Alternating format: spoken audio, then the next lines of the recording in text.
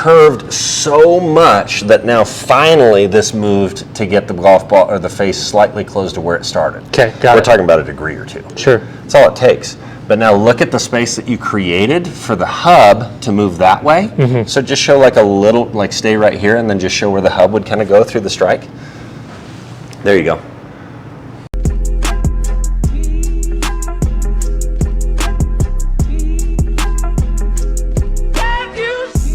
Nice shirt. Nice shirt. We don't call each other in the morning. Yeah, we do. So we've had a ton of comments really on controlling ball flight. Yeah. Which I think is really, really awesome. And before going into like really nerding out on how do I hit draws, how do I hit cuts, the reason for doing this, like if we go into Scott Fawcett stuff and Decade, what does Scott always talk about? Does he like trying to move the golf ball both ways? No, he's always talking about finding one repeatable flight that you can hit over and over again, that you know what the ball's going to do. Yep. Makes the game a little bit easier in his eyes. Right? Exactly. And there's times where you like your hand is forced, and if you're talented enough to like hit like some big rope hook around a tree, then that's different. But we're talking about I'm in the fairway and I've got my approach. I'm just making a stock golf swing. Here's why I'm bringing this up. To identify stock or to be able to maintain stock, you better be able to understand what makes the golf ball move left and what makes the golf ball move right. Right, that's a good point. Yes, because if I'm just always trying to like hunt and find cuts, well, I could cut it 30 yards and I'm still not breaking the law. Right. But if I draw 1 yard, I broke the law, right? So in order to have like stability in ball flight, whether it's a stable draw, stable cut, notice I'm never going to talk about a stable straight one.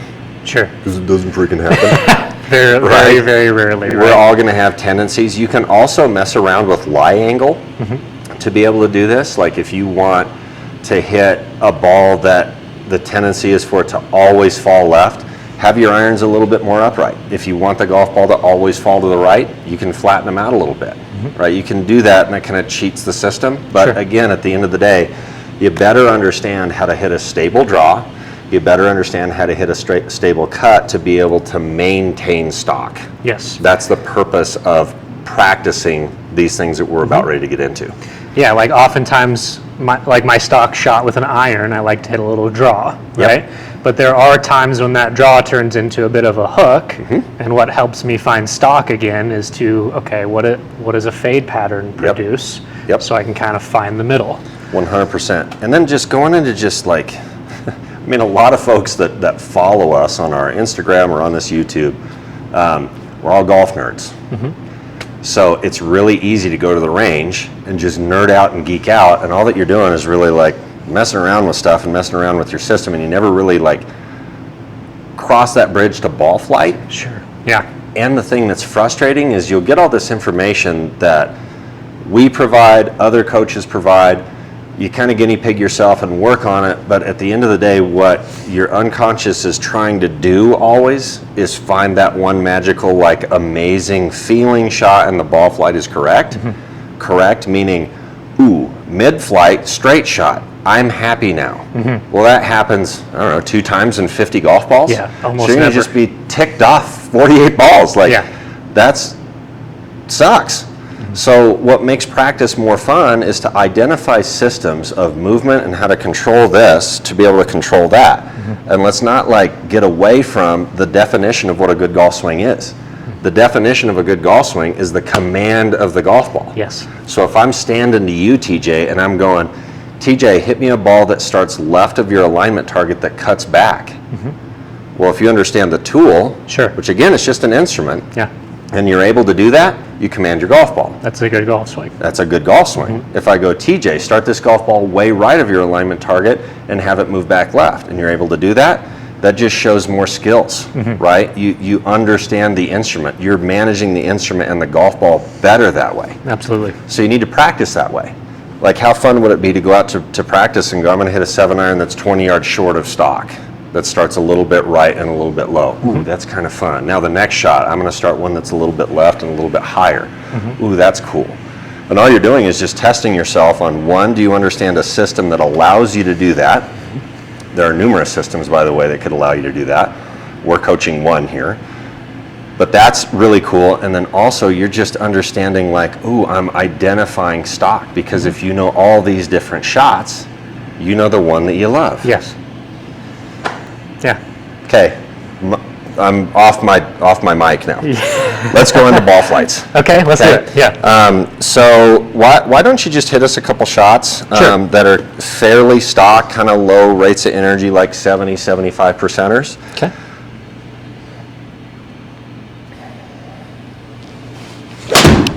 Beautiful. Let's do one more. Those hit good, by the way. Yeah, that was pretty good. Okay. Let's see if you can do another one. Can you hit another one that good? I think so. So this is just stock out, 70, 75%. Know the system, flushed out. Okay, beautiful. That ball hit in the exact same spot. That's really cool. Okay, so we can actually, this is kind of neat. You can see this, like both balls hit right there. Yeah, see the little indentation in the screen. Okay. Yep. So our favorite pattern for ball flights and commanding ball flight is going to be able to command the ball based on its initial starting point. Okay. So we'll just start with this and we're going to build on it. Okay, so if you go ahead and set up stock again for me, and again, this is going to be at 70 or 75%, and show me one that starts left of your alignment target. So see where that dot is, where Yep. those golf balls hit? So the golf ball has to be somewhere over here on this left side, left of that.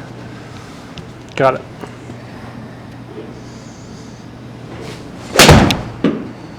Okay, and TJ's so good that if you slow that down, this is really good.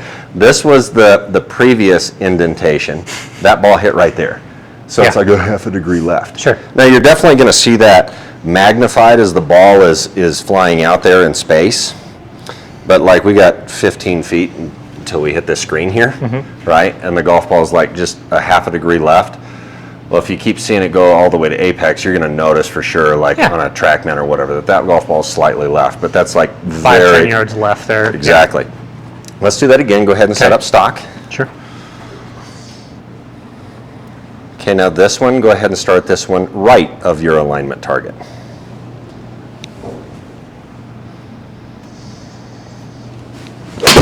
Okay, beautiful. All right, so why don't you, athlete, talk to us about just generally what you're feeling. I might get into the science of what's going on here, Okay. but just talk to us a little bit about what you're sensing there for like anything off of stock. So do you want to start with the right one or the left one? Let's start with left. Okay.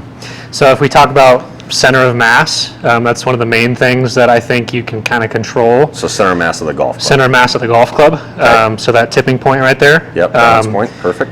When I want to start the ball left, I feel that the center of mass is slightly more on top of the plane Okay, as I'm approaching the impact zone. So in my body, to kind of produce that, I'm feeling probably a little bit earlier rib rotation okay, to keep the center of mass up on top of the plane, beautiful. and I'm staying in hip flexion longer. Okay, So I can really turn the corner here, curve the hub path around the golf ball. Again, Yep. hub path meaning that hand path, if you will. yep. That kind of makes sense. So that's left shot. Yep. Okay, what's right shot feel like? So if we use center of mass again, I feel like center of mass is falling well under the plane. Okay. Again, my pattern, just what I'm feeling for a starting right ball. Yep, Well under the plane, and I'm delaying the rotation of the ribs left towards the target. I feel like they're more or less expanding okay. instead of rotating around, so I get this look. And you're talking about the left The rib left cage. side of my rib complex, yeah, so I'm Yep. seeing it go that way. Okay, so you're feeling like this almost climbs Yep. as the center of mass is going down. Yeah, if I want to start the ball a little bit further right. Okay, beautiful. And so that's a great way to articulate just a sensation of like what's happening in your swing. And guys, by the way, like at the end of the day, what we want is you to athletically feel really, really nice. And what you might even sense from TJ there, and I would have the same sense too, in trying to athletically articulate sensations is extremely difficult. Sure. It's really tough because we can like feel it. You're like, yeah, like even like Rory, when he's swinging it well, he might be asked in an interview, like, hey, what have you been working on to hit it so good? And he goes, I'm trying to do less. Like, it's so hard to explain, right? So let's talk about what's like actually happening here in order to do this. So let's go ahead and face the camera. Go ahead and set up for me here. Okay, and let's just go into like P6, so just past delivery. Sure. Okay, at this position right here, ideally, draws and cuts. By the way, we're talking about like small differences, like you saw TJ's golf ball start like a half a degree left, half a degree right. We're not talking about big old roll hooks and like big old like wipey cuts. No. From right here, for a draw or a cut, you're gonna look similar, Okay. which is kind of trippy. That is pretty trippy. Now, from right here, let's say if we wanted to just move the golf ball or start the golf ball left. What we need to do is have the hand complex, or what we call the hub, radically arc into this left hip complex. So before you do this, this is going to move on a curve into this space, okay?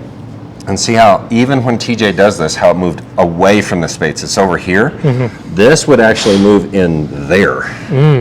So it's really radically curving left. So it feels like it goes right into the hip there. Right into the hip. Now, obviously, we're not just going to run it right into the hip. No. And the hands and arms, what we typically like to see is these are responding to what's happening to the main engine, meaning the ribs and the pelvic complex. Okay. So if you could teach, I want you to actively move this hip complex and the rib complex away so that we could move the hub into this space. So I'm going to keep my hand right here. There we go. And you see how this really moves around and curves radically, meaning it's a sharp curve right here. Yes.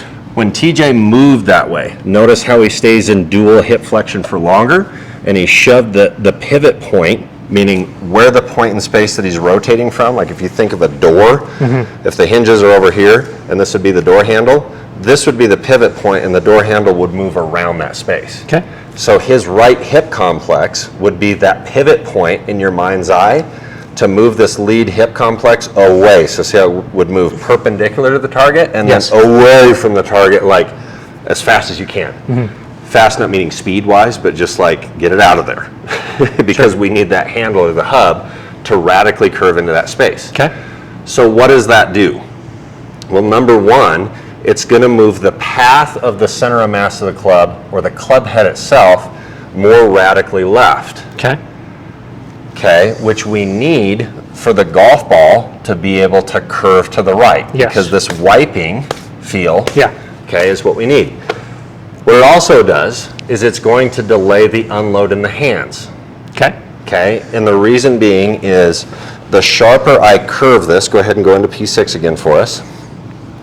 We would say that this is still loaded. See the angle from the shaft to the trail forearm? Well, the sharper I curve this, the more that these forces here are going to stay loaded, so start curving this. Curve, curve, curve, curve, curve. There you go. What's really interesting, look how square that face is. This really radically curved this direction. This doesn't unload. So by this not unloading, the face doesn't flash as fast, meaning it's not rotating here. Yep. So we're going to have a dynamic impact where the face may be pointing at the target line or slightly left of the target line, but the path is going to be moving even further left than that. Got it.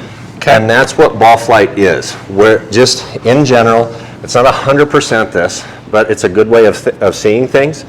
Where the face is at impact, where it's pointed in space, is where the golf ball is going to start off. In general, it's different for wedges than it is for driver, but just as a starting point, we need the face to point left of the alignment target if we're going to start it left. To actually start it that way. Yep. Yes. Okay. And then on top of that, we need for curvature, for a ball that's moving to the right for a right-handed player, we need the path to be even further left than where the face is pointed. So if I'm pointing face roughly down the target line here at impact. Yep. Where's the golf ball going to start then? Down the target line. It's going to start right on your target line. And then if the path is slightly left, then the ball would curve to the right, but start down the target line still. Exactly. Right. So it would be a straight cut. Straight cut.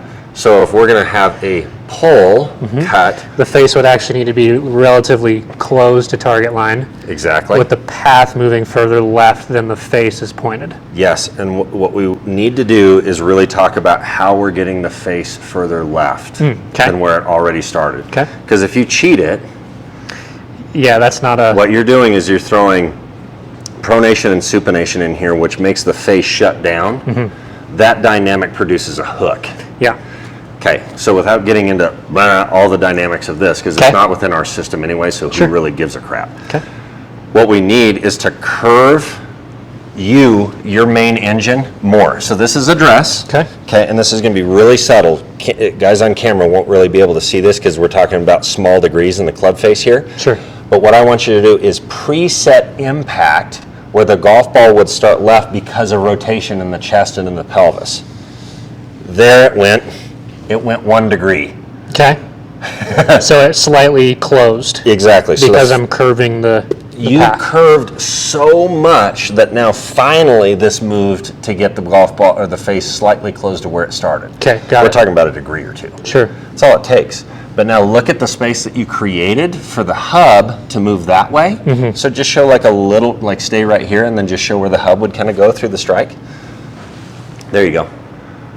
That's what produces a ball that starts slightly left and then would move back on the target line. So Okay. my favorite cut pattern is a pull cut. Okay. It's a super stable. You're not blocking it at all. You're still fully releasing it. The release is later just because the more that you curve this complex, the more that I'm just going to naturally hold on Yeah. to that angle. Not because I'm actively trying to hold on, but because I'm curving it, and then it washes out way late. There you go. So then it would go, Yeah. but it's Then over it here. Yep, there it goes. So that's a pattern that you see from like the Hovland Neiman crowd, like those little pull cuts. I mean, right? guys, just YouTube Hovland, and you'll see every single shot that he hits starts left of his alignment target and then curves back onto it. Yeah. It's every friggin' shot that he hits. Yeah. And it's kind of trippy too because sometimes, like, I'll be watching, like on TV, like him play, and I go, whoa, that ball started left, and then you watch where it lands, you're like, oh, okay, that was really good. And it's like, he hits it. Great. Hits it great, like super efficient golf Yeah. ball. Okay, so let's go ahead and show another one of those, and let's do it at like a low enough pace, and like I want to see pretty extreme here with how much you're going to curve that. Like this golf ball should start off quite a ways left of where stock is. Okay. There you go, beautiful, beautiful. There we go. What does that feel like? That one definitely I was able to start it more left. Yep, and then Right. just, you're good at sensing things because you've hit so many golf balls in your life. Would that golf ball have curved left, would have gone straight, or would it have cut in your mind? That would have curved fairly substantially to the right. There you go. So Yes. that is a great way, and guys, try this with driver.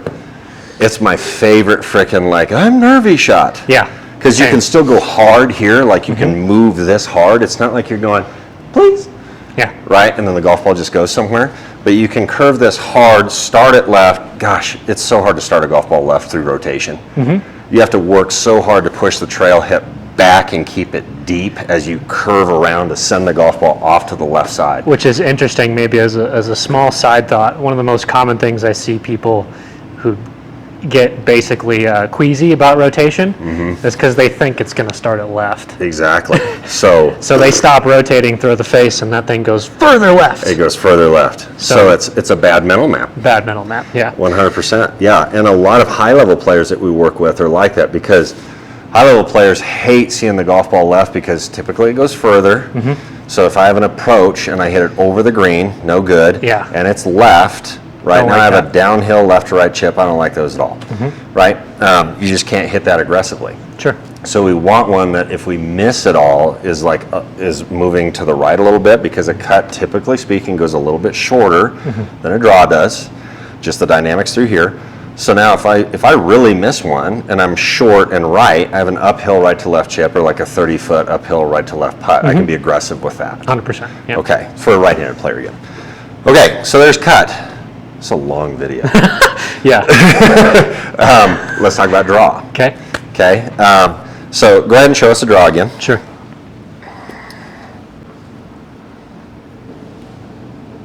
Okay, so Boom. Yep. You just do it. We're not even going to explain it. You're just going to show and tell first. Okay. We'll show and then we'll tell. Beautiful. Okay, so here we go again. Let's go right up here again, face onto the camera. Okay, and go into that P6 position again. Okay. Okay, so here's the idea from right here. What we need is the center of mass of the golf club to continue to go down. Okay, so how TJ is going to do this is he's going to throw an active UD, which, by the way, so ulnar deviation is this, that's UD. Okay, if I've already got extension and I'm throwing UD, you're also going to have some supination of this trail forearm. As you do that, it just happens, like UD leaks into that supination, but what it does is it keeps the center of mass of the club working down or under the plane. Okay, that's number one. Number two, the idea here is that the rib complex, this spiral line that goes under TJ's lead armpit, goes over his abdomen and then over this trail hip complex. We want the hip complex to extend properly. Okay. So it's not active in that I'm just like trying to extend this trail hip because see how nothing's going on in our ribs right now? What we're going to do is let this climb and feel like it just keeps working up, and then this gets pulled on. The reason we want that is because look at where the hub just went. See how now it's not radically arcing anymore? It's going here. It's going at the target, and obviously it's going to go up. But the up part, we don't really need to feel this like up. It's more I want the hub to go more towards the target. It's on a much less radical curve. Okay. And the reason for that is this. So again, we have this like dual fulcrum system here, but in general, if we got the golf club over here at P6, okay, this in my mind is going down, but at the same time, you're moving the upper spiral to move the hub at me, like at the target line. This is gonna start to unload. I'm already actively unloading it, and if the hub is going at the target, the unload is here. Got it. So what we're experiencing, what you'll feel athletically, is an earlier unload for the most part. There you go. That's it. And so look at where the center of mass, go back to where you just were, like that little, okay? Cool. Now how are you moving the center of mass through the strike? Good. And where's the unload? There you go. See where the golf club's coming from. So what we've got as this whole complex starts to unload more, you're going to have the appropriate amount of forearm rotation, which is pronation and supination of the arms, but passively. You don't have to actively throw it.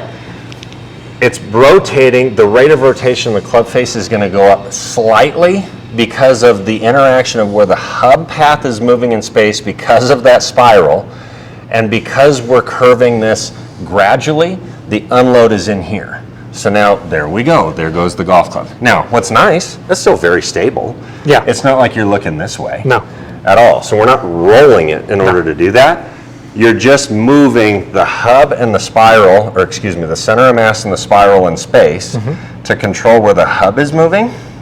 So this is is more of a gradual arc rather than a radical one like the cut. And that makes this unload earlier and makes the rate of rotation of the club face go up slightly. Okay. There's draw pattern. Got it. And because of that as well, we've got the path moving over here to the right. The face also is going to be appropriately over to the right, like it's going to be slightly open. Yeah. Slightly open with the path moving further right than that. Exactly. So And the that would slightly open to the alignment target makes the golf ball start slightly right. Got it. With a right path compared to where the face is, that's a block draw. Again, slight. Yeah. Like ideally, it's like, ooh, it started 2 or 3 degrees to the right and then fell back on the target line. Okay? Okay. So let's do this again, and what I think would be really nice is to show you're still within the system. So again, we're not rolling it over or doing anything crazy here, but show us a fairly substantial, like how far can you push this system to make the golf ball start over here to the right, and then it would draw back. And we'll just slow this down and compare it to one that we're going to do, move the system way over to the left and hit one to the left. So this is the one that starts way right. How far right can you get it? Okay, cool. Now let's hit another one. Okay, and how far left can you get the golf ball started here? Good. Beautiful. So if you slow both of those down, TJ, in this video, and just put them either side by side or one right after the other, then what we'll see is like the differences of what the hub looks like, where the golf club's unloading. There might be slight differences in where the shaft appears, like through the ribs on the other side at like P8. Yep. Like we're gonna see like all these like little differences. That'd be P9, by the way. It's wrong. We'll see all these like little subtle differences that make the golf ball like you're commanding the golf ball all of a sudden. Ooh, I started one to the right. Ooh, I started one to the left. Now just bring them tighter and tighter in like you did at the start, where it's like 1 degree left, 1 degree right, and these like little subtle movers. Yeah. But oh my gosh, you get to the point where it's like you command the golf ball at such a high level, and you'll stand over it, and the sensations that you have in your hands and in your whole body is like, dude, you know where the golf ball is going to start and how it's going to curve. It's such a good That is like next level. And those of you that are watching this channel that are high level players, you know that feel, and we're always trying to like gain that feel back. I assure you, you don't get that feel by trying to hit stock ball after stock ball after stock ball and trying out different things just on for size to see if it works. It doesn't work. What works is start it right, start it left, start it low, hit it short, hit it hard. Every shot is different than the previous one because you gain the sensation from that. As long as you have a system to go on, now you understand shot making, you like own your golf swing that way. And that's what we're looking for. That's what we're looking for. Ball flights. Sweet, dude. Baller.